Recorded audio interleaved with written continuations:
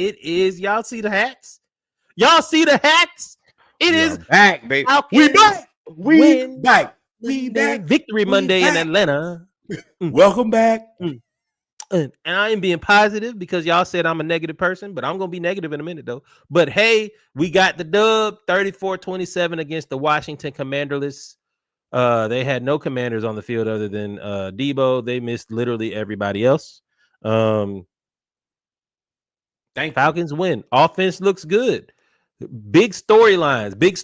What you want to talk about first? Zack Robinson moving to the sideline or Michael Penix? You want to piss me off. Just start there then. Start right there. Yeah, so let's start there with Zack Robinson. Go ahead, piss me off, Reggie. Go ahead. I knew you'd been just waiting. Yeah, that looked like a good place to start. We got the W. Now let me piss Norwood off immediately. Zack Robinson moves to the sidelines from the booth. And I don't know, y'all got to do some better vetting of who's around you or telling players, hey, maybe you don't need to tell the media that. Like, we know you should have been on the sideline the whole time, Zack Robinson. You ain't got to tell Bijan didn't have to tell us that. We know you should have been there. I told you, I laid it out. I said, you got a rookie quarterback. Okay, a rookie +3. You got a rookie +3 quarterback. You have a young team, and everybody is playing for their motherfucking job. And you thought the best place for you to be is upstairs? You don't want this job. I hate that Ike Hilliard got fired. You know, of course he got fired. But I will say, now I don't know if this is a product of him being upstairs. I don't know or downstairs. I don't know if this is a product of whatever. But the Washington Commanders weren't missing a lot on defense, were they? They still had a similar defense from last year that was pretty good. And Michael Penix and Zack Robinson was cooking. And for the first time this year, Drake London and Kyle Pitts looked amazing together.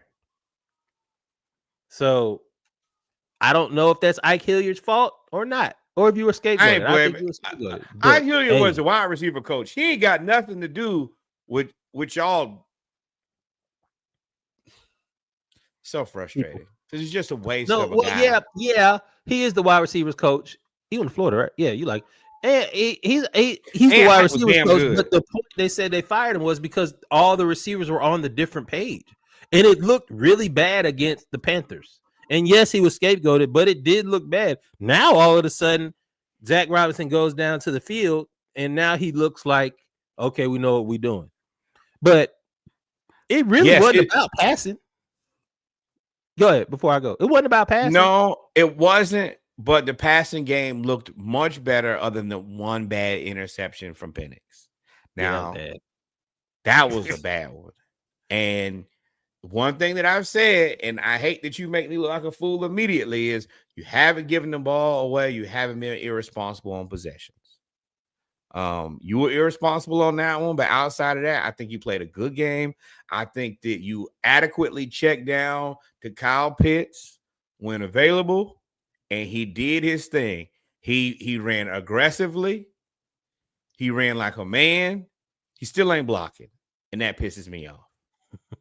Yeah, it's like Charlie Warner put somebody under the bench. Oh, man. That's the reason I like Charlie. Charlie going to find one of them boys and put him on his neck. Every time. And that's the reason, Pitch, you my boy, but I also said I have no problem moving Charlie because Charlie Warner is active and aggressive, and that's what I like more than anything. But I will say, when you try to tackle Kyle Pitts, he ain't going for it. Oh, he might not block nobody, but you ain't gonna try. And a lot of y'all are not big enough, linebackers included, and cornerback. Bobby Wagner, you a Hall of Famer. You had a rough day. Bijan and Kyle Pitts. Whooping on that old ass. The whole game. What happened to practicing, brother? Bijan, I gotta hit up the homie. The homie at work is a Washington Commanders fan. She's been talking big noise in the team group chat. I'm right back. But so I want to make this point though. The offensive line looked really good running the ball. No, they didn't. Yes, no, they didn't look really good. They looked decent. But the fact that we finally gave Allgeier the ball. Allgeier's the type of back. It doesn't matter if he's averaging 3 yards a carry, averaging 3.2 this game, 4 yards a carry, or 2 yards a carry. He wears you down. He beats you down. And I finally understood. Again, I said it in the first game, and I think I said it after the Vikings game. They're using Allgeier more in the second half than they are in the first half. And because I keep saying, why we keep giving, where's Allgeier? He only got 1 carry. That third and fourth quarter, when they needed to bleed the clock, he was beating down Washington. He scored that touchdown where he ran around and over everybody. I said, oh, yeah. I think the Falcons are 5-0 when he gets 15 or more carries. I don't necessarily like it, but I understand it. I get it. You used a high pick for Bijan, so you want to get your carries out of him. So you do it early. And I get that. I will reverse it, but I understand you got players, you got draft picks, you got to placate people. If you went heavy Tyler Allgeier early, the fans would be like, why are we not giving the ball to Bijan?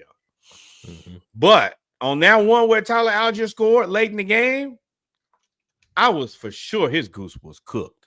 I say, ain't no way. And then he got around that edge, and I was like, oh, it's over. Ain't nothing but a safety there. Peace and love, brother. As my daughter says, peace and love. Hey, you finna be on SportsCenter tonight, brother. She go like this. She be like, peace and love. Hey, dog, fall off Reese, yo. Fall off Reese. That's the homie. It ain't in open field. That's the real unfortunate part about both of our running backs is in the open field, it's always bad for you. Curtains, I tell you, is violent. He is just gonna run you over. Bijan, and I do have to give him credit. He is probably the most complete running back in the NFL. Yeah. Because he will run you over or he will jump cut you to hell. And I see so many people run by, but the jump cut every time. They take it and they like, oh, I got him. And then next thing you know, you see him on their knee. Where is he going without me? And it looked beautiful to just Drake did what he did. Drake made elite catches, especially when you needed it. Penix threw one low and away, scooped it. And overall, the offense was everything that you needed. Yeah, it was tough. It was a good game for the offense against a decent defense. Yeah. Hey, whatever y'all was missing on offense, Jaden Daniels don't play no offense. Jaden Daniels don't play no defense. Terry McLaurin don't play no defense. Y'all got whooped because y'all got whooped. That's it. Speaking of defense, now allowed 27 points to Marcus Mariota and Deebo Samuel. And shout out to Deebo on my fantasy team, letting y'all know that he's still Deebo. What was the other boy named? Francisco Rodriguez or something? Right, Francisco Rodriguez, a running back. It's not a lot of Rodriguez running backs in the league. I'm pretty sure he may be the only Rodriguez running back in the league. And for him to, I hate prevent. This is something that Raheem does against that he got from Dan Quinn, is playing prevent again at the end of the half. And Washington anticipated that and ran a play. And Chris Rodriguez 80 now, yards. I will say this. That was wild. What did you say his first name was? Chris Rodriguez. I said Francisco. Francisco. Put a little sauce on it, man. I put a little sauce. Little Mike's Red Hot. I put that on everything. Actually, I do want to be fair. If you look at it like this, he had one run for 48 yards. You subtract that out, it means he had 6 carries for 11 yards. Reasonable. And then Bill Krosky-Merritt, 7 carries, 47 yards. Decent. But that's really it. Now, that's the thing that this is kind of a tricky game.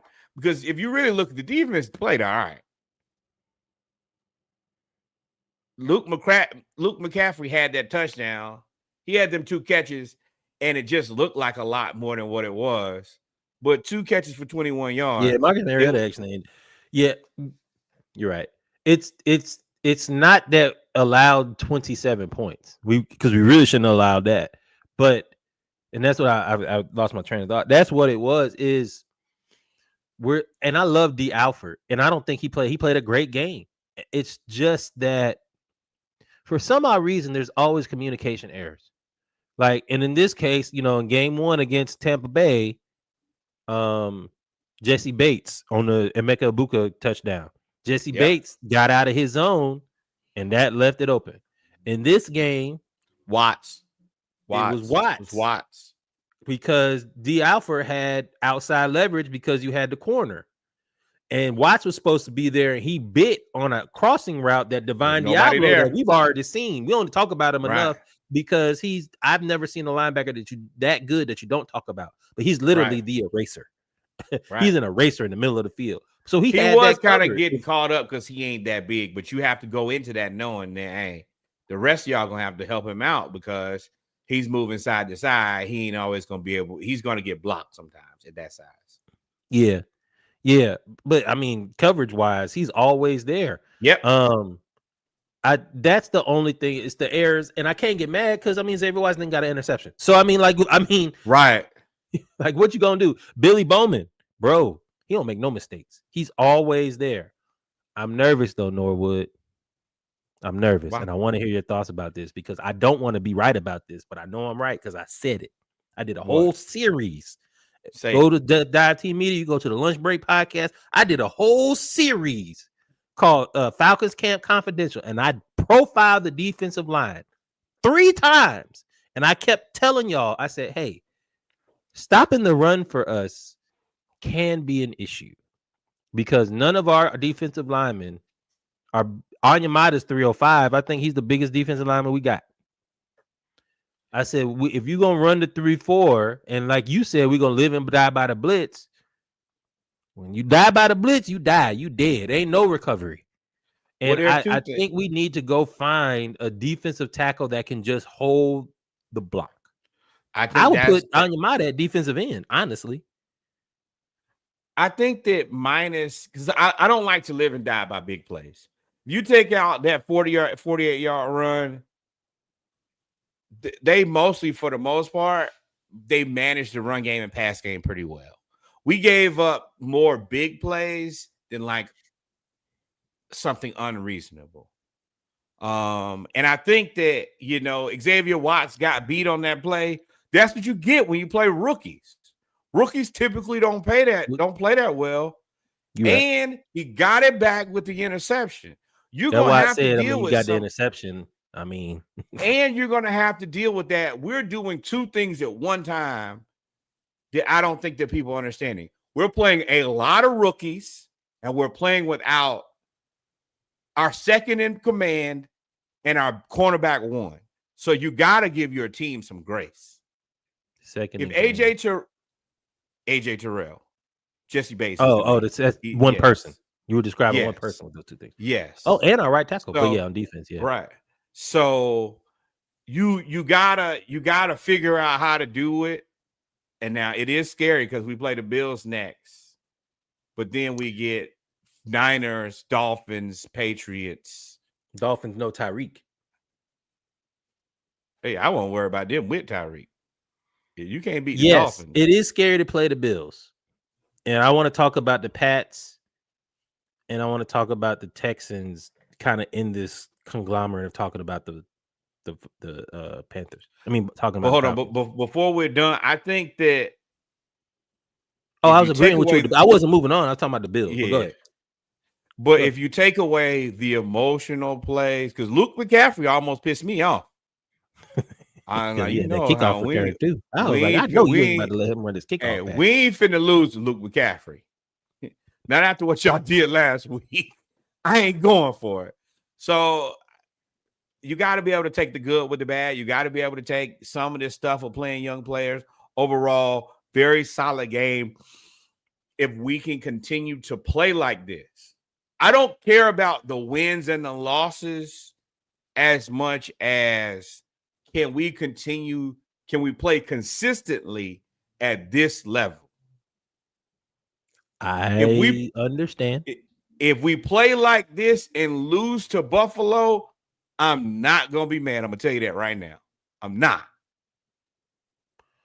If we show up like we did versus Carolina, I'm going to be mad as hell.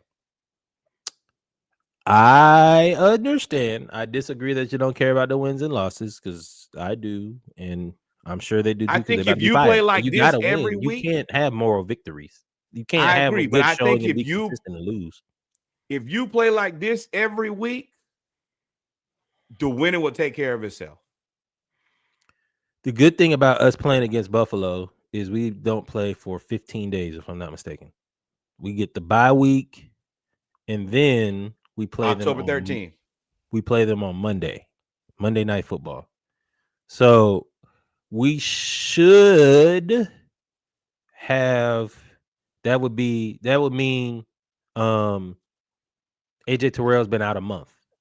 So that means you have a good possibility of getting him back. Darnell Mooney is still he really must have been hurt after that first play in preseason. They all hurt. And Drake London still hurt. Darnell Mooney looks like he's still coming back from the injury. He's still he missed all the training camp, and it's visible. But you also will get Caleb McGarry back and Elijah Wilkinson. Hey, shout out to you, big dog, because I was like, I am skeptical. We need to go make a trade right now. And then this kicking game exploded. But him and Lindstrom, outside of playing against Derek Brown, who throws literally everybody out of the way, you've looked pretty good. But you get McGarry back. You don't lose Natron Brooks because he'll have plenty of time to go through concussion protocol.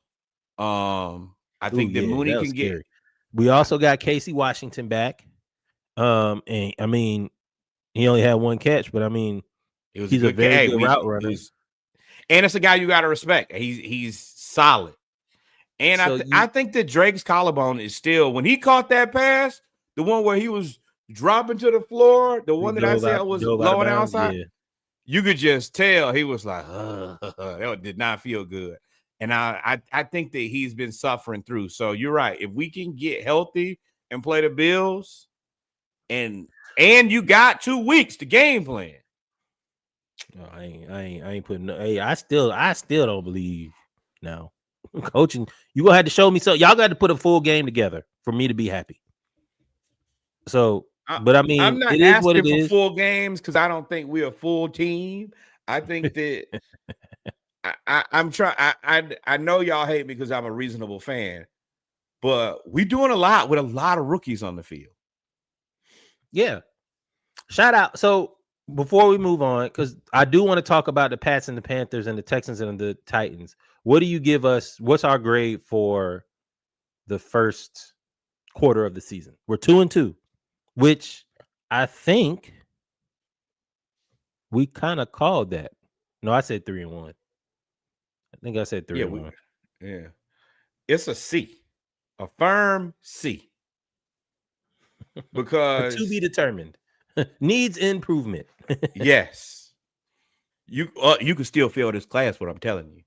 We lost to the Bucks, but I think we played well.